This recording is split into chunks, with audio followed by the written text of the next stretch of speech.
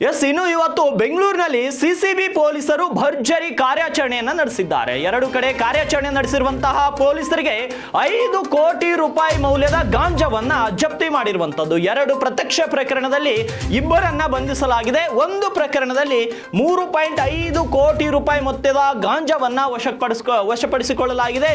ಮತ್ತೆ ಮತ್ತೊಂದು ಪ್ರಕರಣದಲ್ಲಿ 1.5 ಕೋಟಿ ರೂಪಾಯಿ ಮೌಲ್ಯದ MDMA ಡ್ರಗ್ಸ್ ಅನ್ನು ಕೂಡ ವಶಪಡಿಸಿಕೊಂಡಿರುವಂತದ್ದು. ಈ ಹಿಂದೆ ಏನು ಅರೆಸ್ಟ್ ಆಗಿದ್ದಂತ ಪೆಡ್ಲರ್ ನಿಂದಲೇ ಮತ್ತೆ ಈ ಒಂದು ಡ್ರಗ್ಸ್ ಅನ್ನ ವಶಕ್ಕೆ ಪಡೆಯಲಾಗಿದೆ. ಏನು ಸಿಸಿಬಿ ಪೊಲೀಸರು ಅಂದ್ರೆ ಮಾದಕ ವಸ್ತು ನಿಗ್ರಹ ದಳ ಬೆಂಗಳೂರಿನಲ್ಲಿ ನಡೆಸಿದಂತ ಕಾರ್ಯಾಚರಣೆಯಲ್ಲಿ 5 ಕೋಟಿ ರೂಪಾಯಿ ಮೊತ್ತದ ಡ್ರಗ್ಸ್ ಅನ್ನ ಜಪ್ತಿ ಮಾಡಲಾಗಿದೆ. 2 ಪ್ರತ್ಯಕ್ಷ ಪ್ರಕರಣದಲ್ಲಿ ಇಬ್ಬರನ್ನ ಬಂಧಿಸಲಾಗಿದೆ. ಒಂದು ಪ್ರಕರಣದಲ್ಲಿ 3.5 ಕೋಟಿ ರೂಪಾಯಿ ಮೌಲ್ಯದ ಹೈಡ್ರೋ ಗಾಂಜಾವನ್ನ ಜಪ್ತಿ ಮಾಡಿಕೊಳ್ಳಲಾಗಿದೆ. ಆತ ಏನು ಬಂಧಿತನ ಬಳಿದ್ದಂತ 30 ಲಕ್ಷ ರೂಪಾಯಿ ನಗದನ್ನು ಕೂಡ ವಶಕ್ಕೆ ಪಡೆಯಲಾಗಿದೆ. ಜೊತೆಗೆ ಮತ್ತೊಂದು ಪ್ರಕರಣದಲ್ಲಿ 1.5 ಕೋಟಿ ರೂಪಾಯಿ ಮೌಲ್ಯದ ಸುಮಾರು 1 kg MDMA ಡ್ರಗ್ಸ್ ಅನ್ನ ವಶಪಡಿಸಿಕೊಳ್ಳಲಾಗಿದೆ. ಈ ಹಿಂದೆ ಈಗಲ್ ಟನ್ ರೆಸಾರ್ಟ್ ನಲ್ಲಿ ಅರೆಸ್ಟ್ ಆಗಿದ್ದಂತ ಪೆಡ್ಲರ್ ನಿಂದಲೇ ಮತ್ತೆ ಡ್ರಗ್ಸ್ ವಶಪಡಿಸಿಕೊಳ್ಳಲಾಗಿರುವಂತದ್ದು. ಏನು ಬೆಂಗಳೂರು ನಗರದ ಹಲವು ಕಾಲೇಜು ವಿದ್ಯಾರ್ಥಿಗಳಿಗೆ ಈತ ಡ್ರಗ್ಸ್ ಅನ್ನ ಪೂರೈಕೆ ಮಾಡಲು ಮತ್ತು ಸಾಗಾಟ ಮಾಡುತ್ತಿದ್ದ ಅಂತ ಒಂದು ಮಾಹಿತಿಗಳು ಇದ್ವು. ಆ ಒಂದು ಮಾಹಿತಿಗಳನ್ನ ಆಧರಿಸಿ